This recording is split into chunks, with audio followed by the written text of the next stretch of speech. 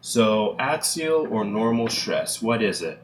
Y'all are probably used to this word normal at this point, where something is acting perpendicular to a surface, right? So you all can probably imagine what axial or normal stress is. So let's draw a body.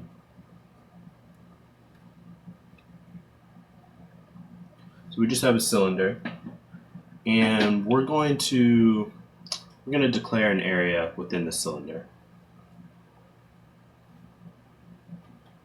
We're just going to call this area A.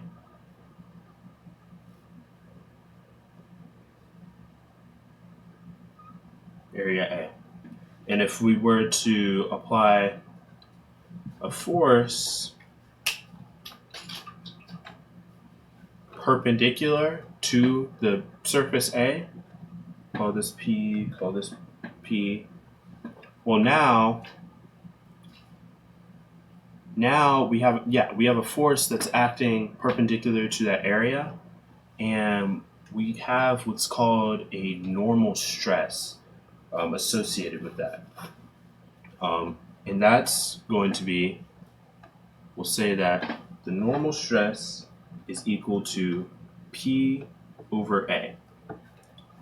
In general, stress is always going to be a force over an area, but depending on the way the force is applied, we're going to have different kinds of stress. So normal stress is when we have an area and a force is being applied perpendicular to that area. So in this case, again, we have a normal stress. And for now, we're going to assume that it's uniformly distributed over that area. In reality, that's not going to be true. You're going to have more normal stress in the place where you apply the force than further away. But right now, we're going to assume that, hey, this stress is distributed equally over this area. So our stress, right? We said that it's a force over the area that's applied to. So what would be the units then? Well, if we think about this in metric units, right? Our metric unit for force is a Newton.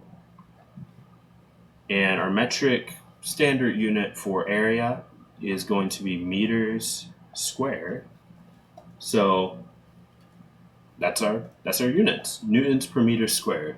Well, this unit comes up very often, so we actually have a name for it. It's called pascals. So a newton per meter squared, it's a pascal. That's a very weak quantity, to be honest. You're not going to really feel a pascal difference in pressure or stress, So often we'll have kilopascals, which are 1,000 pascals, or we might have megapascals, which are 1,000,000 pascals, or we can sometimes even have gigapascals, which are 1,000,000,000 pascals. So those all pop up, right? So now let's look in imperial units. So what's our unit for force? Well, it's pound. And what's going to be our unit for area? It's going to be square inches, not square feet or anything. So pounds per square inch. And that's abbreviated as PSI. This is a lot larger of a quantity. A square meter is like, wouldn't fit inside of this webcam like screen that I have right now. That's like a huge area. Well, it's not a huge area, but it's a big area compared to a square inch. So this quantity, PSI, is a lot more than a pascal. And so we'll sometimes have KSI, so that's pounds per square inch or kips per square inch.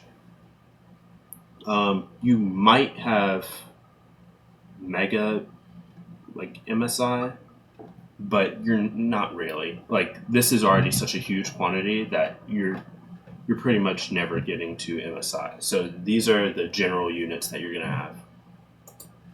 There are actually sign conventions associated with normal stress. Whoa, whoops. Associated with normal stress. So if we have our body, right? Our cylinder again, good old cylinder. And I should draw it better. And we put forces on it like this.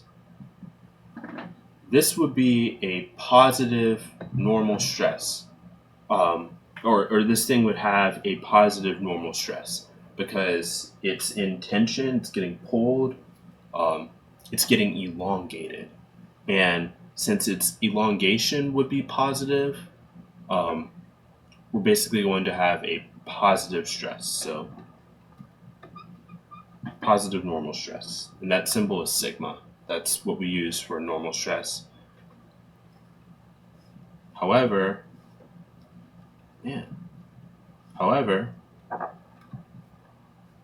if we put our forces pushing into it, we're compressing it, we're going to call that a negative normal stress. Or there's going to be a negative normal stress associated with that, if that makes sense. We're getting smaller, we're compressing this. So tension,